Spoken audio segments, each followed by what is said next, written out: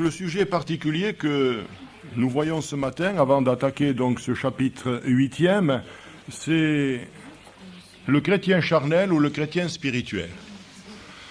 Nous ne voulons pas prendre à la légère la parole de Dieu. Nous savons qu'un jour, une extrémité de main est venue là, dans le palais du roi Belshazzar, petit-fils de Nabonide, fils de Nebuchadnezzar, avec ces mots compter, compter, peser et diviser. Nous savons très bien que dans le livre du prophète Michée, il est dit aussi « Est-on pur avec des balances fausses ?» Et puis, lorsque nous allons dans l'épître aux Corinthiens, au chapitre 13 et verset 5, nous avons fait l'étude au début de cette œuvre ici naissante, nous avons étudié cela, examinez-vous vous-même pour savoir si vous êtes dans la foi. Ainsi, ce matin, tout simplement, nous voulons nous examiner pour ne pas être trouvés légers et être purs devant le Seigneur, afin qu'il nous accorde toute sa grâce. Amen. Alors aujourd'hui, j'ai mis quand même une cassette 90 parce qu'il y a de quoi dire. Je voudrais faire une lecture dans l'évangile de Jean, chapitre 3, verset 6.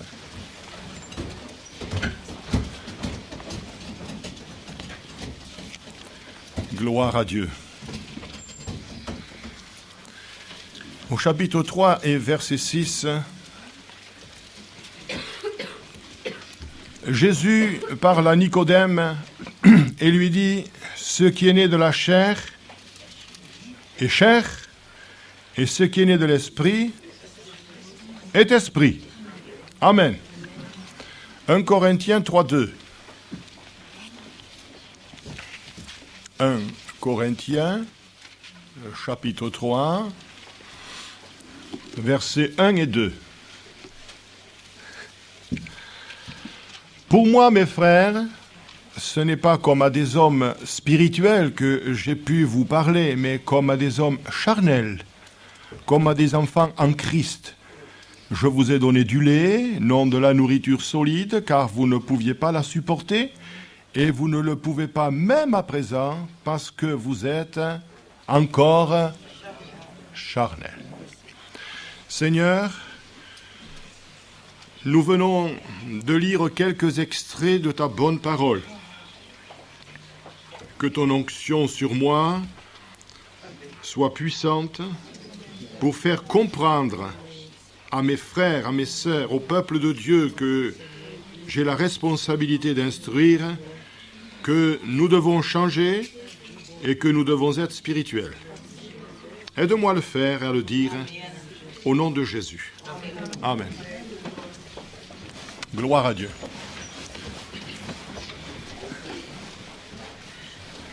Le genre humain, mes frères et sœurs, se présente aux yeux de Dieu en deux classes bien différentes et bien distinctes. Il y a les sauvés et il y a les perdus. Et puis, quant aux véritables chrétiens, sauvés par grâce, et grâce bien sûr à leur foi personnelle, il se trouve aussi deux sortes de personnes, les charnels et les spirituels. Les uns sont sauvés de justesse, comme à travers le feu. Et les autres, reçoivent leur récompense. Il y a une réalité, c'est que de tout temps, les chrétiens charnels ont existé. La preuve, l'apôtre Paul parle aux Corinthiens et leur dit « Je voulais vous donner davantage, vous instruire davantage, mais je vous ai parlé comme à des enfants à qui l'on donne toujours du biberon. Hein, un petit biberon par-ci, un petit biberon par-là, comme à des enfants charnels. » À quoi reconnaît-on les chrétiens charnels ? Nous ne faisons que donner juste trois petites lumières, nous allons aller profondément ensuite, puisque nous faisons passer un examen ce matin, nous étudions ce qu'est un chrétien charnel et spirituel, afin que nous soyons bien au clair de notre propre vie, chacun répondra pour lui-même, n'est-ce pas ? Alors, à quoi les reconnaît-on ? Premièrement, à leur manque de progrès. On reconnaît un enfant charnel à son manque de progrès. Au verset 2, « Vous ne pouvez pas supporter la nourriture que je vous ai donnée, dit l'apôtre Paul, et vous ne le pouvez pas encore maintenant. » Donc, manque de progrès. Puis on les reconnaît aussi à leur manque de fruits et surtout à leurs œuvres, qui sont le manque de fruits. Nous étudions à la Bastide sauf ce vendredi où nous avons fait évangélisation parce qu'il y avait une âme, disons pas nouvelle, mais qui est revenue. Alors nous avons fait l'évangélisation, mais nous étudions le fruit de l'esprit. Et dans le fruit de l'esprit, tout le monde sait très bien que c'est l'amour, c'est la joie, c'est la paix, c'est la bonté, c'est la bénignité, c'est la douceur, c'est la tempérance, c'est la fidélité, etc., etc., etc. Mais je crois que les 9 y sont passés. Mais dans le manque de fruits, nous voyons quand même qu'il y a des œuvres, et ce sont les œuvres de la chair, qui sont manifestes, nous est-il écrit au chapitre 5, verset 19. Ce sont l'impudicité, l'impureté, la dissolution, l'idolâtrie, la magie. Alors peut-être que tout cela, vous ne le faites pas, mais les inimitiés, les querelles, les jalousies, les animosités, les disputes, les divisions, les sectes, l'envie, l'ivrognerie, les excès de table et les choses semblables. Ça fait partie du chrétien charnel. Puis on les reconnaît aussi à leur apparence. C'est vrai que j'ai toujours dans ma Bible ce que quelqu'un m'a donné. Les gens faux apparaissent souvent comme les plus pieux car ils doivent se donner cette apparence pour ne pas être découverts. Ainsi, on peut toujours se cacher, mais un jour ou l'autre, quand on discute avec les gens, et il ne me faut pas 36 heures pour le faire, eh bien, on s'aperçoit finalement que dans les paroles, dans les réflexions, dans les attitudes extérieures, cela reflète bien sûr l'intérieur. L'extérieur reflètera un jour ou l'autre l'intérieur. L'apôtre Jacques nous parle, et nous parle de la sagesse qui vient d'en haut et de celle qui vient d'en bas. Écoutez plutôt au chapitre 3 et verset 13 ce qui suit. « Lequel d'entre vous est sage et intelligent, qu'il montre ses œuvres, par une bonne conduite, avec la douceur de la sagesse. Mais si vous avez dans votre cœur un zèle amer, la version d'Arby dit une jalousie amère. Si vous avez dans votre cœur un zèle amer et un esprit de dispute, ne vous glorifiez pas et ne mentez pas contre la vérité. Cette sagesse n'est point celle qui vient d'en haut, mais elle est terrestre, charnelle, diabolique. Ça va loin. Car là où il y a un zèle amer et un esprit de dispute, ne vous disputez jamais, frères et sœurs. Jacob le savait très bien. Quand ses fils sont partis en Égypte pour chercher du blé, il leur a dit « Ne vous querellez pas en chemin », parce qu'il les connaissait, c'était des coquins, ces enfants. D'ailleurs, ils ont vendu Joseph, leur frère. « Ne vous querellez pas en chemin ». Car là où il y a un zèle amer et un esprit de dispute, il y a du désordre. Et je ne veux pas de désordre dans l'Église du Seigneur. Vous savez, plus j'étudie ce Romains 8, ce Romains 6, ce Romains 7, je veux arriver à la conclusion, je suis tellement pressé. Mais il n'y a aucun secret. Le seul secret, c'est d'être intimement lié avec Jésus-Christ. Et il n'y aura ni dispute, ni combat, ni rien du tout. Ce sera ma conclusion. Ce sera ma conclusion tout à l'heure. Tout n'est rien, à qui Dieu est tout. Prenez Dieu pour tout, et le reste n'aura aucune valeur. Amen. Voilà, c'est dit. Il me tardait de vous le dire. Mais nous y viendrons avec Romains 8, nous verrons la vraie victoire qui est en Jésus-Christ. Alléluia. Car là où il y a un zèle amer, un esprit de dispute, il y a du désordre et toutes sortes de mauvaises actions. La sagesse d'en haut est premièrement pure, ensuite pacifique, modérée, conciliante, pleine de miséricorde et de bons fruits. Ça, c'est une église. Exemple de duplicité, d'hypocrisie. Le fruit de la justice est semé dans la paix pour ceux qui recherchent la paix. Voilà la vie chrétienne. Voilà ce qu'il faut. Alléluia. Voilà le chrétien spirituel. Voilà ce qu'il recherche. Voilà ce qu'il doit être. La définition du mot charnel, c'est celui employé dans les Écritures est passablement différent de celui que peut revêtir notre langage populaire. Il n'est certes pas synonyme de sensuel, quoique tout chrétien charnel peut s'abandonner à la sensualité, et tout chrétien sensuel est de ce fait charnel, bien sûr. Cependant, un chrétien charnel n'est pas obligatoirement sensuel. Regardez Abraham, ce n'est pas par sensualité qu'il a pris Agar, mais par un esprit charnel, c'est-à-dire un esprit d'incrédulité, il a manqué 2 fois. L'Écriture, dans Romains 8, on y vient un petit peu, mais on ne le commente pas, parce qu'on y viendra dans l'étude dans 15 jours. J'ai encore à vous parler sur ces choses charnelles. L'apôtre Paul aux Romains, au chapitre 8 et verset 5, dit « Ceux en effet qui vivent selon la chair s'affectionnent aux choses de la chair.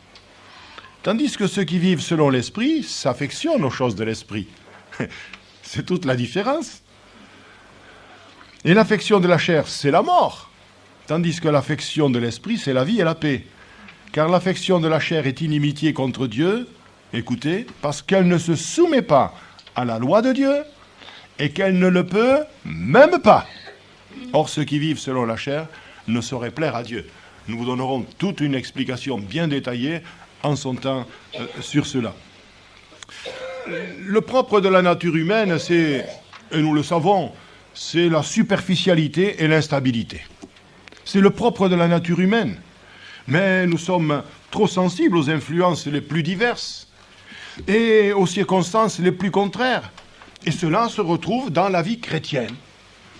Or, nous devions être comme du bon vieux pain, bien frais, parce que quand il est rassis, c'est dur, n'est-ce pas? Du bon vieux pain, tout frais. C'est bizarre ça, du bon vieux pain, tout frais. On dit souvent, c'est une phraséologie que l'on emploie, mais s'il est vieux, c'est qu'il est dur. Mais un bon pain, souvent je vais au boulanger, je lui dis, est-ce qu'il est frais votre pain? Elle me dit, oui, il sort du four. C'est un pléonasme ça. Il sort du four et il me dit qu'il est frais. Qu'est-ce que vous y comprenez? Moi j'ai compris que ça veut dire qu'il est quand même du matin. Amen. Il est chaud, mais il est frais. Souvent, la vie chrétienne se manifeste en surface et en apparence, plutôt qu'en réalité et en profondeur. Or, si vous pouviez savoir le désir que j'ai d'une église belle, le désir que j'ai de présenter au Seigneur l'église de Limoux comme une vierge pure, alors vous diriez, on va aider le prédicateur. On va l'aider à grandir dans ce domaine. Les jeunes vont grandir. Le prédicateur qui est venu d'Image d'Agny était content. Il me dit, oh, mais il y a de la jeunesse ici dans cette église. Ah, je dis, oui, c'est formidable. Et il y a des personnes âgées aussi, et il le faut. Une église est composée de personnes âgées, est composée de nouveau-nés, d'enfants à naître, alléluia, de tout petits, d'adolescents, et de jeunes mariés. Alors prions pour qu'il y ait des mariages aussi. Et c'est ça l'église. C'est comme ça qu'une église est belle. Quand il y a toutes les classes qui se suivent, béni soit le Seigneur. S'il n'y a que des personnes âgées, c'est la mort. C'est la mort. S'il n'y a que des enfants, c'est que le désordre. Mais quand il y a les deux, il y a l'équilibre. Amen. Non pas que les personnes âgées apportent la mort. Hein. Vous m'avez quand même compris. Hein. Mais c'est vrai que ça manque d'allant, même si à la fois, allez leur faire taper dans les mains aux personnes âgées. Ils vont dire, oh, maintenant, frère, on est fatigué. Hein. Mais on peut prier, on peut les joindre si on ne peut pas taper, n'est-ce pas? Alléluia. Alors, la raison initiale de cet état de choses semble résider dans l'égoïsme et dans l'orgueil, qui subsiste plus ou moins dans la vie dite, entre parenthèses, régénérée. Les choses anciennes sont insuffisamment passées et tout n'est pas encore suffisamment nouveau. Alors, maintenant, on va s'examiner. Docteur, dois-je quitter la veste?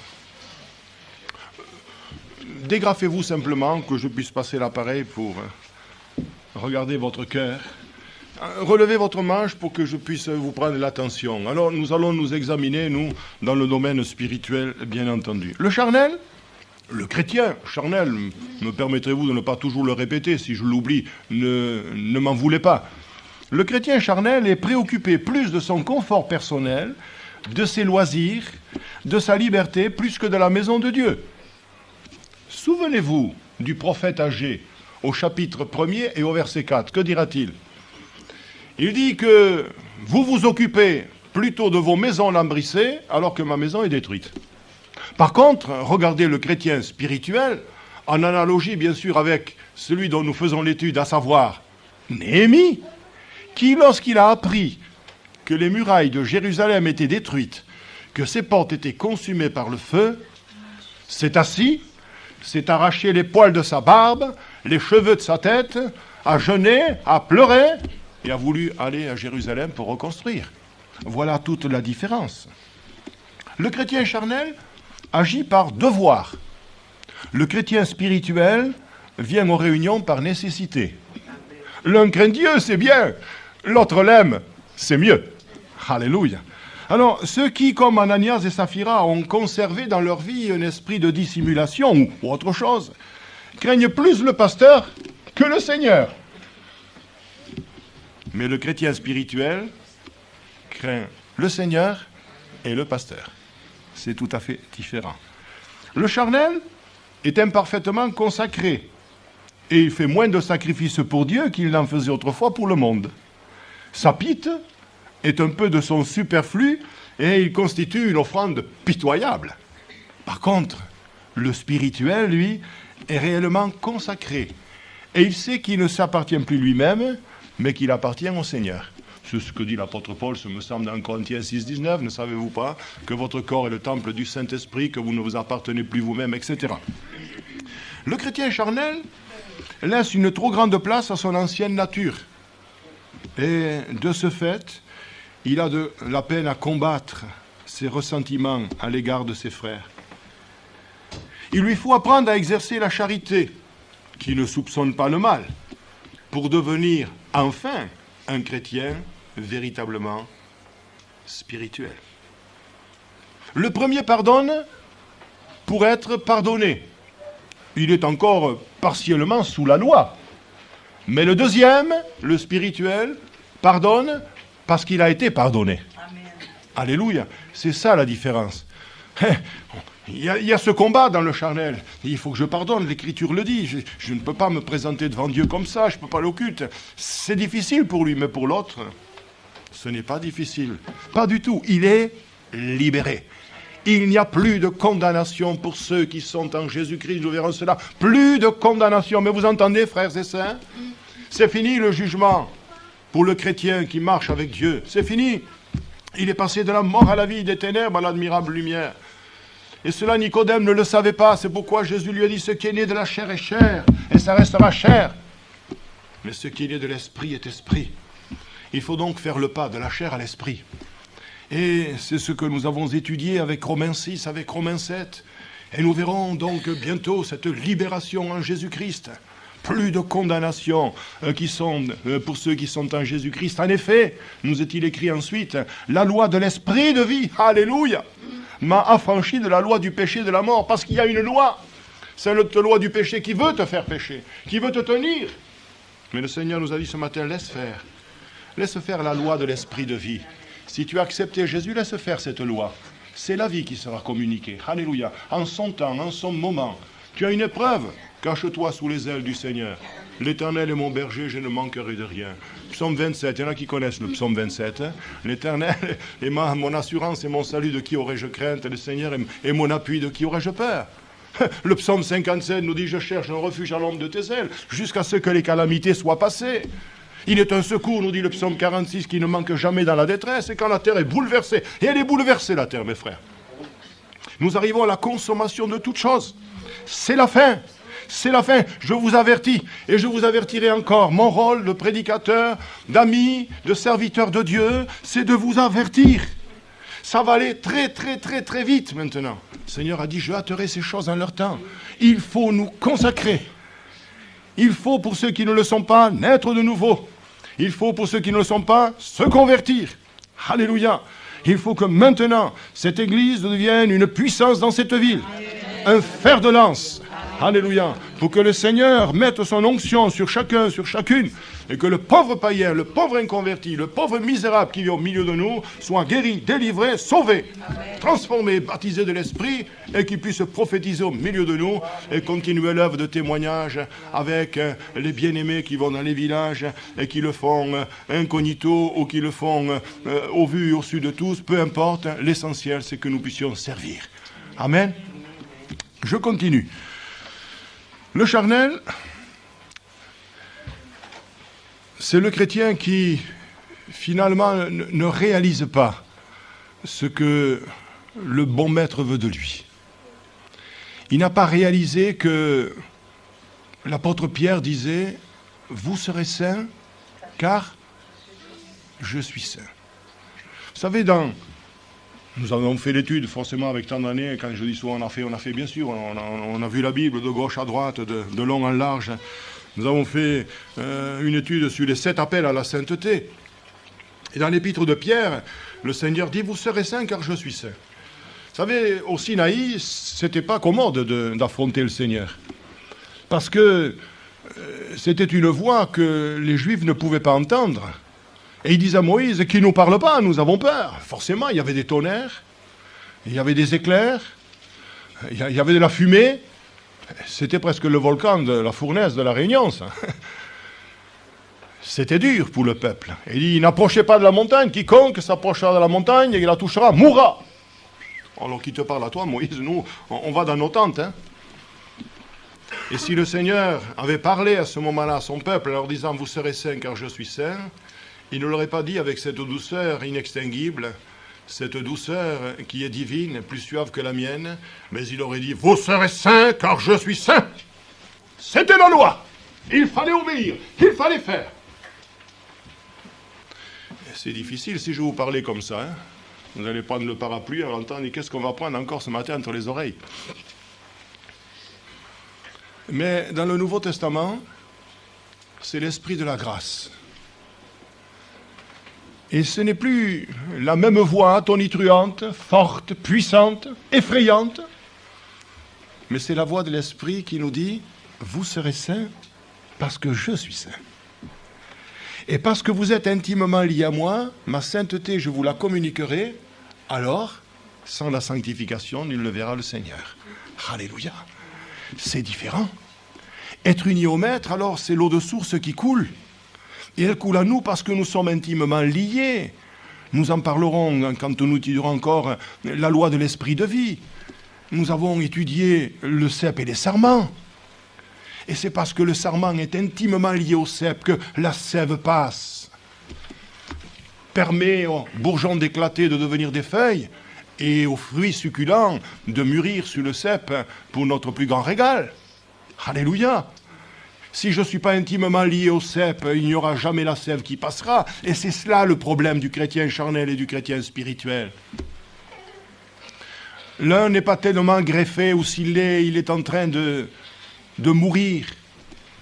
Et il devient ce qu'il était avant dans sa nature charnelle, sans comprendre les mystères du royaume de cieux, sans avoir ces émulations, ces tremblements devant le Seigneur, ces trémolos dans la gorge, ces entrailles qui se resserrent, tellement l'amour de Dieu nous possède et nous pénètre. Alléluia!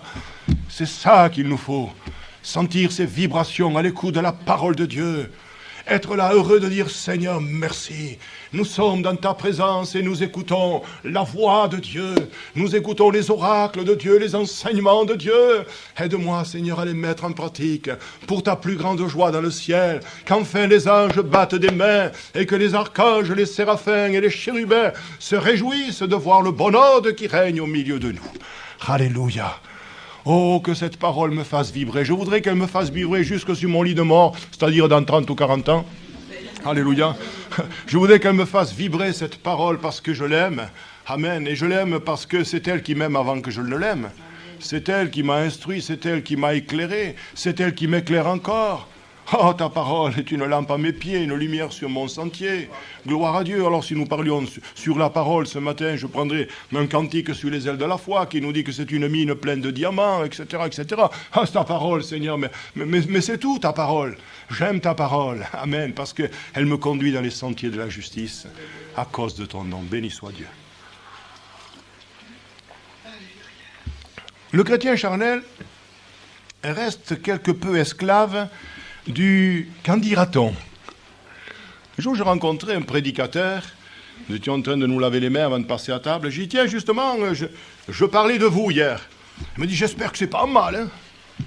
Alors, peut-être qu'il le disait en riant, mais peut-être aussi il n'aurait pas aimé qu'on dise du mal de lui. Le qu'en dira-t-on. Moi, je ne vais pas dire du mal, bien sûr.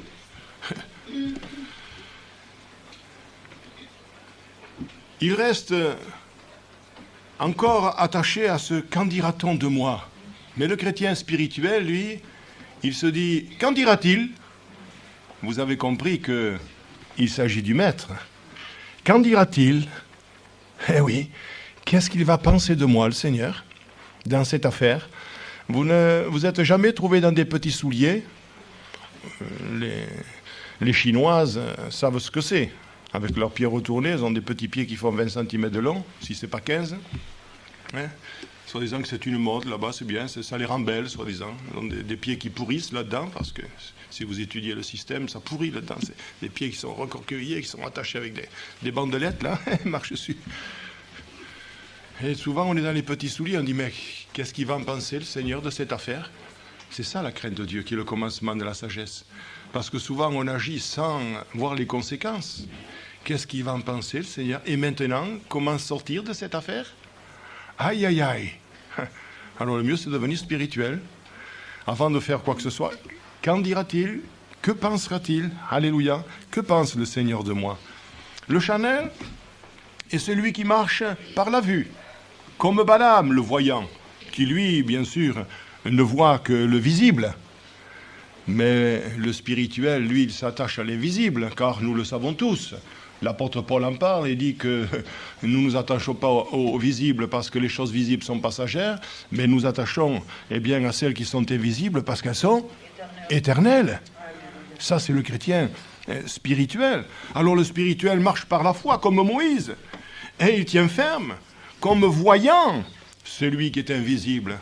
Quand nous regardons Moïse, tout de même, un homme qui, a rejeté toutes ses prérogatives, ses avantages qu'il avait pour servir le Maître, portant l'opprobre de Christ, nous est-il écrit déjà par la foi à l'avance, il portait l'opprobre de Christ. Et cet homme-là a fait l'aspersion. Il faudrait que l'on parle sur les Hébreux, sur tout ce qui est écrit de Moïse. Tiens, je vais vous donner juste deux mots là. C'est par la foi qu'il quitta l'Égypte sans être effrayé de la colère du roi, car il se montre ferme qu'en voyant ce qui est invisible. C'est par la foi qu'il fit l'aspersion, et la Pâque est l'aspersion du sang, afin que l'exterminateur ne touchât pas aux premiers Israélites, les premiers-nés des Israélites. C'est par la foi qu'ils traversèrent la mer Rouge. Voilà un homme qui a laissé tout ce qu'il avait dans le palais. Il a préféré être maltraité avec le peuple de Dieu, parce qu'il voyait l'invisible. Et vous savez, frères et sœurs, sur cette terre, nous pouvons vivre quelques délices, mais ce sera temporel, ça sera léger, ça sera que pour un temps. Mais le reste est éternel. Si nous croyons que nous vivons la vie éternelle, si nous croyons qu'une place nous est réservée dans les cieux, comme Jésus le dit dans Jean 14, je vais vous préparer une place afin que là où je suis, vous y soyez aussi. Si nous croyons que la Bible est vraie, alors mes frères et sœurs, maintenant, il faut s'examiner pour savoir où nous en sommes vraiment de notre vie chrétienne et partir en flèche, comme le Concorde lorsqu'il décollait. Amen. Le charnel, il est satisfait de lui-même. Mais le spirituel voit les autres comme excellents et plus excellents que lui-même. C'est ce que dit l'apôtre Paul, en quelque sorte. Il dit, regardez vos frères comme étant au-dessus de vous-même, etc. Alors, la différence, c'est ce qui existe entre l'orgueil et l'humilité. C'est ce qui existe. La superstition appartient au domaine de la chair. Vous le savez, ça? Eh oui, c'est le chrétien charnel, il est superstitieux. Il voit Dieu dans ce qui plaît et il voit l'adversaire dans ce qui déplaît. Et souvent, j'ai entendu des chrétiens qui disent « ça, c'est le diable ». Mais non, non. Des fois, quand nous sommes disciplinés, ne disons pas « c'est le diable ». Des fois, c'est Dieu qui nous arrête. Et heureusement qu'il nous arrête. Pourquoi? Parce que l'auteur de l'Épître aux Hébreux nous vient en aide en nous disant « pour que nous participions à sa sainteté ». Et lors de la scène, il est bon de s'examiner soi-même. Quand on a étudié, bien sûr, la Sainte Seine, mais quand on voit quand même qu'il y a eu beaucoup de malades et qu'un grand nombre sont morts, on se dit, mais ça, c'est pas Akan, c'est pas les fils de Corée dans l'Ancien Testament, c'est quand même le Nouveau Testament. Ananias et Saphira qui sont morts, c'est le Nouveau Testament. Pourquoi Dieu était sévère? Parce que le fruit était mûr. Parce que c'était le réveil, et Dieu ne voulait pas permettre que le réveil s'arrête. Or, nous, il n'a pas commencé, mais quand il va commencer, le Seigneur disciplinera davantage parce qu'il veut protéger son Église des influences du monde. Il veut protéger son Église du malin. Alléluia. Et il nous dit, examinez-vous vous-même, mes enfants. Vous participez au sang, là, à la scène, c'est-à-dire, vous vous rappelez le sang qui a été versé, le corps qui a été brisé. Alors, il y a eu des morts, il y a eu des malades, et parfois, on a pu faire des sépultures Parce que nous, on ne cherche pas, la charité ne soupçonne pas le mal. Et on a pu dire, eh bien, il est mort de telle maladie ou n'importe quoi. Des fois, c'est le Seigneur qui arrête. Et merci Seigneur, je pense à ce frère, moi, qui, à Belfort, je commençais à prêcher en 74, là, et je vous l'ai déjà dit 10 fois peut-être. Cet homme, je dis, mais frère, pourquoi vous fumez encore? Moi, je ne l'aurais pas baptisé, mais ce n'est pas moi qui l'ai baptisé. Alors, il me dit, parce que... J'ai dit, pourquoi vous ne demandez pas la délivrance? Il me dit, parce que si je demande la délivrance, Dieu va me demander d'aller plus loin. Réponse précise. Seulement, un jour, il a roulé à 100 à l'heure sur la neige. Et à 100 à l'heure sur la neige, on glisse. Une voiture est arrivée en face, de plein fouet, mort sur le coup. Son fils, mort sur le coup. La petite derrière d'une chrétienne, morte sur le coup. Et la chrétienne qui était là avec son fils, des côtes cassées. Ils m'ont envoyé un télégramme, j'étais déjà à Orange. Et je dis, voilà, quand on ne veut pas faire des progrès, quand on ne veut pas aller plus loin avec le Seigneur, non pas qu'il soit perdu, mais le Seigneur dit, maintenant tu vas pomper la terre, tu veux rien faire pour moi, eh bien je te prends. Vous voyez, alors on a pu faire la sépulture, en disant, le diable l'a tué sur la route. Non, non, c'est pas le diable. Pas le diable. Et des fois, dans des disciplines, c'est pas toujours le diable, frères et sœurs. C'est pas toujours le diable. C'est pour ça que le chrétien charnel, lui, eh bien, il voit Dieu dans ce qui plaît et le diable dans ce qui déplaît. Mais je crois que si on est spirituel, on doit savoir qui nous arrête. On doit savoir qui nous arrête. Parce que nous sommes supérieurs à Job dans le domaine de la connaissance. Lui, il ne voyait que Dieu. Tous les mots, il les attribue à Dieu. Mais nous avons l'histoire de Job. Alléluia. Alors nous pouvons faire la différence. Et nous savons quand ça vient du malin, quand ça vient de l'homme et quand ça vient de Dieu. Parce qu'il y a aussi 3 esprits. Il y a l'esprit de l'homme, il y a l'esprit de Dieu, il y a l'esprit satanique. Alors là, il n'y a pas de problème. Pour l'esprit satanique et l'esprit de Dieu, on a vite vu. Pour l'esprit de l'homme, c'est un peu différent. Oui. C'est pour ça qu'il nous faut du discernement aussi, pour les dons spirituels, savoir ce qui est charnel et ce qui est spirituel. Ça suffit, non? Alors, on va conclure.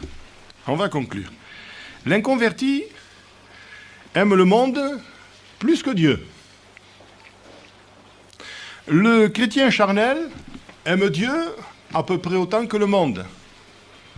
Mais le chrétien spirituel aime Dieu plus que le monde. Tout n'est rien à qui Dieu est tout. Cette conclusion, je vous l'ai donnée tout à l'heure, alors que je commençais la prédication. Et je vais vous donner ce secret encore une fois de plus, frères et sœurs. Plus je serai intimement lié avec mon Créateur, mon Sauveur, mon Maître, plus les choses de la terre n'auront aucune valeur. Quand quelqu'un viendra me dire quelque chose sur l'un ou sur l'autre, je dirai, tu l'as fait passer par les 3 passoires. Certains ne savent pas ce que ce sont les 3 passoires. Demandez-moi les 3 passoires, on vous fera une photocopie. Vrai. Et c'est ainsi que, au lieu de rester dans la chair et de nous nourrir de la vase, tiens, je pense à ce que me disait un vieux pasteur avec qui j'ai travaillé. Il est allé voir une chrétienne et elle a commencé à débiter ce qu'il y avait dans son cœur. C'était une charnelle. Alors elle lui disait, vous savez cette sœur, vous savez ce frère, et alors il commençait. Lui, il écoutait. Et au bout d'un moment, il a quand même arrêté, parce que ça commençait à peser. Il dit, ma sœur, vous savez ce que vous êtes en train de faire là? Vous êtes en train de prendre l'eau de vaisselle de toutes les maisons et de vous savonner la figure avec. Il a pris son par-dessus, son chapeau, et il est parti. La femme est restée comme ça, bouche bée. Ça nous avantage en quoi? Parce que le jour où l'esprit agit un petit peu, on dit, oh là là, pourquoi j'ai dit ça? Pourquoi j'ai parlé comme ça? Pourquoi j'ai perdu du temps à cause de ces choses? Vous ne voulez pas devenir spirituel, frères et sœurs? Je sais qu'au fond, c'est ce que vous voulez. Mais il y a encore des liens. Mais ces liens, il faut les abandonner. Abandonne tes fardeaux à ton Sauveur. Chantons-nous à l'évangélisation. Et ce matin, nous avons entendu la voix de l'Esprit qui nous dit, laissez-le faire. Tu veux de la douceur? Laisse faire. Tu veux de la tempérance? Laisse faire. Tu veux de la joie? Laisse faire. Tu veux être sauvé? Laisse faire l'esprit en toi. Ne regimbe pas. Laisse-toi faire. Quand vous allez chez un masseur kinésithérapeute, qui vous dit allongez-vous sur la table, vous vous laissez faire. Et avec ses doigts puissants, il vous écarte les côtes, il déchire les... Vous vous laissez faire. Amen. Attention, ne bougez pas, surtout pas. Il est là. Moi, c'est ce que m'a fait un chiropracteur un jour. À l'époque, je faisais 105 kilos, je jouais au rugby. Seulement, j'ai plongé dans une piscine et il n'y avait pas d'eau. Vous savez, quand vous n'avez pas de lunettes... Enfin, ça, c'est pour faire rire l'assistance que je dis souvent cela. Seulement, j'avais peur. Comme je suis myope, j'ai dit, dès que tu vas toucher l'eau, vite, il faut que tu remontes. Parce que, n'y voyant pas clair, tu risques de toucher au fond. Alors, dès que j'ai plongé, je suis remonté aussitôt et j'ai eu ce qu'on appelle vulgairement le coup du lapin. Un coup là et un coup là. Bloqué. J'ai quand même pu prendre la voiture et aller jusqu'à Besançon, depuis Luxeuil, voir un chiropracteur.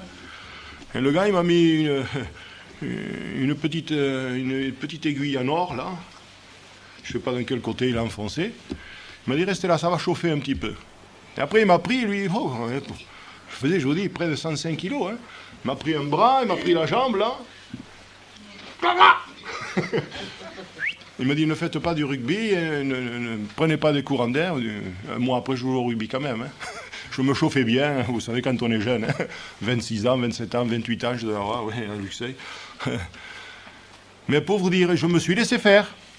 Et finalement, tout va bien. Oh, de temps en temps, celle du bas, il y a un petit peu d'arthrose, forcément. Il y a eu un déplacement. Hein. Mais laissons-le faire.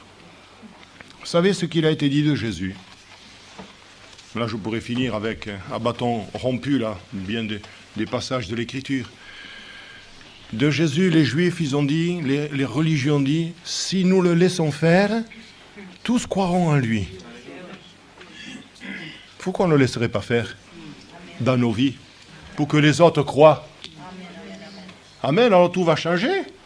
Des chrétiens charnels, que nous sommes un tantinet, peut-être. Je ne voudrais blesser personne, mais certainement qu'il y en a. Eh bien, on peut devenir spirituel. Et nous allons le laisser faire. Nous allons dire, Seigneur, eh bien, tu sais, mon partage, c'est de donner le témoignage et de prier. Ton travail, c'est d'amener à la foi et de convertir. C'est le Seigneur qui le fait. Moi, je ne peux pas convertir quelqu'un. Si l'Esprit n'agit pas, je ne peux rien. Moi, je fais ce que le Seigneur me demande, c'est de prêcher. Et pour moi, c'est une passion. Une vraie passion. Je meurs si je ne prêche pas. Pourquoi? Parce qu'il m'a appelé à ça. Je me régale quand je bricole, je me régale quand je bine, je me régale quand je donne des gifles à mon canard. Mais il vaut mieux que je dise ça qu'à ma femme quand même, non? Parce que vous auriez été outré, là vous avez ri, mais vous auriez été outré. Hein. Voilà, je me régale. Mais pour moi, servir le Seigneur dans la prédication, c'est tout. Parce que je me dis, peut-être ce matin il va se passer quelque chose. Quand je voyais Alberto qui pleurait, et il va encore pleurer ce matin, alléluia! Quand je voyais qu'il pleurait, j'ai dit, ça y est, ce soir il se passe quelque chose. Et dans ces petites réunions, que ce soit à la Bastide ou à Quillan, ou actuellement nous n'avons pas grand monde, nous voulons que l'Esprit souffle. Merci pour ceux qui montent pour soutenir l'œuvre. Alléluia. Alors si nous le laissons faire, il va travailler. Pourquoi ce matin tu ne recevrais pas une délivrance là, mon frère? Pourquoi ce matin tu ne voudrais pas changer? Laisse-le faire. Et l'Esprit viendra sur toi. C'est ce qui a été dit par le prophète Samuel à Saül. L'Esprit viendra sur toi et tu seras changé en un autre homme. Et ce jour-là, ce même jour, Dieu lui donna un autre cœur. Alléluia. Vous voulez pas un autre cœur? Vous voulez pas une autre vie? Vous ne voulez pas cette joie, cette paix qui sont le fruit de l'Esprit? Ah, mes frères et sœurs, laissons-le faire, comme il nous l'a dit. Et moi, je vous bénis, dans le nom de Jésus. Merci, Seigneur. Nous te rendons grâce, Père, pour la véracité de ta parole, l'opportunité de ta parole, la force de ta parole. Je me confie en toi. Je me confie en toi, Seigneur, pour devenir encore meilleur, pour devenir plus puissant dans les paroles et dans les actes, dans les pensées, dans les prières. Je te rends grâce, Seigneur, parce que je sais en qui j'ai cru. Et je crois que ce matin, celui qui s'abandonne à toi peut voir sa vie changer. L'inconverti peut naître de nouveau. Le chrétien malade peut être guéri. Le chrétien charnel peut devenir spirituel. S'il prend cette décision, cette résolution, toutes choses vont devenir nouvelles. Et il pourra dire que de temps perdu, que d'heures gâchées. Ô Seigneur, aie pitié de moi. Et il ne fera pas certainement la prière de Pierre jamais, mais il s'humiliera certainement d'une telle manière que l'Esprit de Dieu le saisira et le transformera. Qu'il soit homme, qu'il soit femme, jeune homme ou jeune fille, je crois que nous sommes là au milieu de l'Esprit de Dieu, où l'Esprit de Dieu est au milieu de nous. Seigneur, étends tes mains, s'il te plaît, sur les hommes et les femmes de bonne volonté, afin que nous soyons beaux à tes yeux. Il nous est écrit que Moïse était beau aux yeux de Dieu. Alléluia. Non pas qu'il soit plus beau que notre bébé, mais parce qu'il savait ce qu'il allait faire avec cet homme. Alléluia. Oui, Seigneur. Oh, que tu puisses nous utiliser. Et c'est mon désir que tu puisses m'utiliser, Seigneur, pour l'évangélisation, l'édification, le réveil dans cette église et le réveil dans la ville. Seigneur, étends tes mains sur nous tous maintenant, alors que nous allons célébrer le repas du Seigneur. Qu'il y ait ta grâce sur nous, qu'il y ait des guérisons dans les corps et dans les cœurs. Alléluia. Et que cette journée qui est la journée de la sacralité soit une journée toute à ta gloire. Au nom de Jésus. Amen. Amen.